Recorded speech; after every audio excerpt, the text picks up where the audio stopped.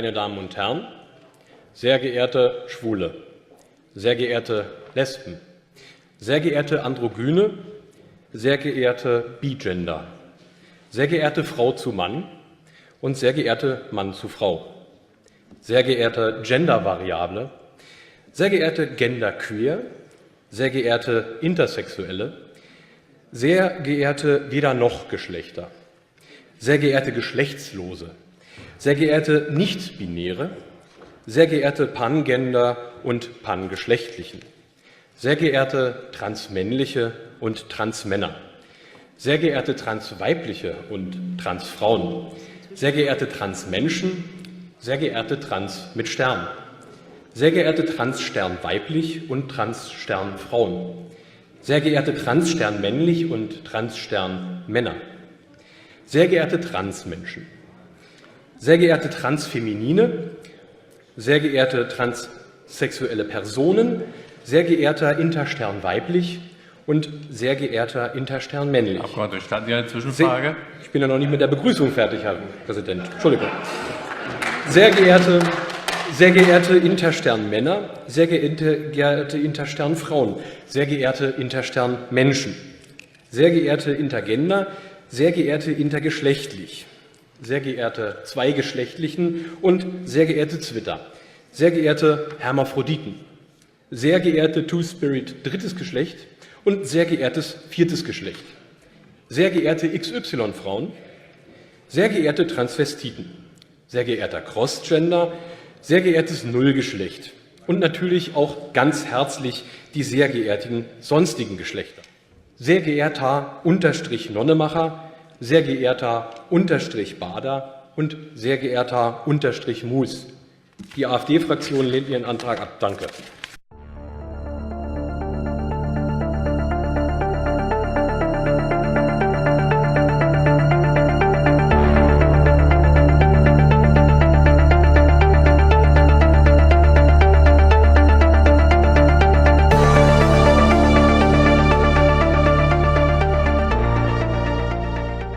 La ideología de género dice que los hombres y las mujeres no son diferentes, que las diferencias que se dice que tienen son fruto de la educación y las convenciones sociales, que se puede elegir si se quiere ser hombre o mujer, y que la biología no tiene nada que decir.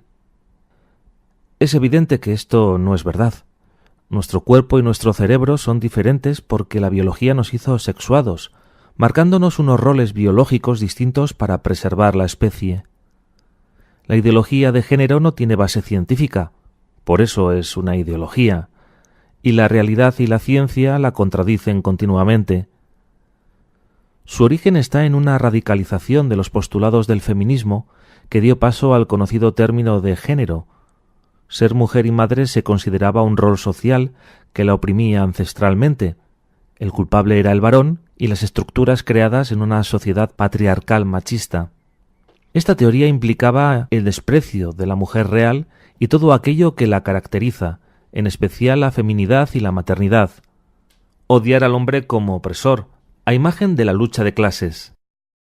La mujer debía ser como los hombres y vivir una sexualidad masculina, o sea, sin consecuencias ni vínculos, eliminando la maternidad. Entra así en escena el aborto como derecho. Aparecen también los lobbies homosexuales, que fueron a unirse a los feministas, ya que les permitía justificar y poner en valor sus gustos sexuales como opciones que liberan a la mujer del rol social y en la que el hombre deja de ser el opresor de la mujer. Es el principio del fin de la feminidad y la masculinidad. Por cierto, que todo esto resultó ser además una forma extraordinaria de conseguir fondos, poder y un negocio de enormes proporciones. El lanzamiento de esta ideología se preparó asaltando los organismos internacionales para lograr todo tipo de recomendaciones sin valor legal, declaraciones de intenciones, compromisos de países, etc., que no obligan a nada, pero que son aprovechados para presentarlos como una imposición de Europa o de la ONU. Siguieron luego una agenda perfectamente establecida y coordinada. Los pasos y las estrategias se van repitiendo en todos los países y se utilizan los mismos métodos.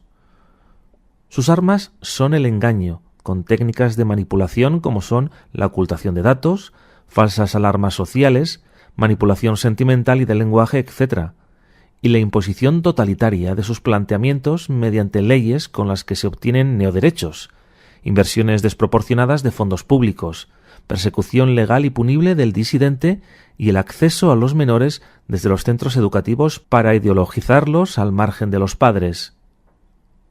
Como hombres y mujeres, como ciudadanos, como contribuyentes, como padres, debemos frenar la aplicación de esta ideología que busca destruirnos en lo más noble que tenemos, nuestra dignidad humana.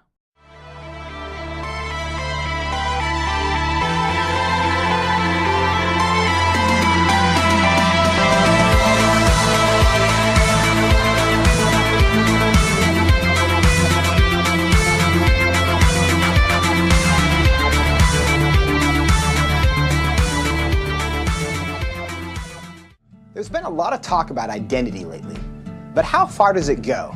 And is it possible to be wrong? We went to the University of Washington to find out. Are you aware of the debate happening in Washington State around the ability to access bathrooms, locker rooms, spas based on gender identity and gender expression? I think people should be able to have access to the facility. I think bathrooms could and potentially should be gender neutral because there doesn't need to be a classification for differences. I think people definitely should have the ability to go into whichever locker room they want. I feel like at least public universities should do their best to accommodate for those who do not have a specific gender identity. You know, whether you identify as male or female and whether your sex at birth is matching to that, you should be able to utilize the resources. So if I told you that I was a woman, what would your response be? Good for you, okay, like, yeah. Nice to meet you. I'd be like, what? Really? I don't have a problem with it. I'd ask you how you came to that conclusion. If I told you that I was Chinese, what would your response be? I mean, I might be a little surprised, but I would say, good for you, like, yeah, be who you are. I would maybe think you had some Chinese ancestor. I would ask you how you similarly came to that conclusion and why you came to that conclusion. I would have a lot of questions, just because on the outside I would assume that you're a white man. If I told you that I was 7 years old, what would your response be? I wouldn't believe that immediately. I probably wouldn't believe it, but I mean, it wouldn't really bother me that much to go out of my way and tell you, no, you're wrong. I'd just be like, oh, okay, he wants to say he's 7 years old. If you feel 7 at heart, then then so be it. Yeah, good for you. So if I wanted to enroll in a first grade class, do you think I should be allowed to? Probably not, I guess. I mean, unless you haven't completed first grade up to this point and for some reason need to do that now. If that's where you feel like mentally you should be, then I feel like there are communities that would accept you for that. I would say so long as you're not hindering society and you're not causing harm to other people, I feel like that should be an okay thing.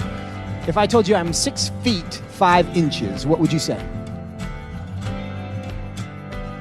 That I would question. Why? Because you're not. No, I don't think you're 6'5". If you truly believed you're 6'5", I don't think it's harmful. I think it's fine if you believe that. It doesn't matter to me if you think you're taller than you are. So you'd be willing to tell me I'm wrong? I wouldn't tell you you're wrong. No, but I say that I don't think that you are. I feel like that's not my place as like another human to say someone is wrong or to draw lines or boundaries. No, I mean, I wouldn't just go like, oh, you're wrong, like that's wrong to believe in it, because I mean, again, it doesn't really bother me what you want to think about your height or anything. So I can be a Chinese woman. You sure. But I can't be a 6'5" Chinese woman. Yes. If you thoroughly debated me or explained why you felt that you were 6'5", I feel like I would be very open to saying that you were 6'5", or Chinese, or a woman.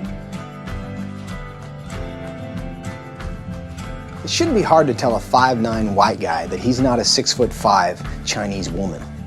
But clearly it is. Why? What does that say about our culture? And what does that say about our ability to answer the questions that actually are difficult?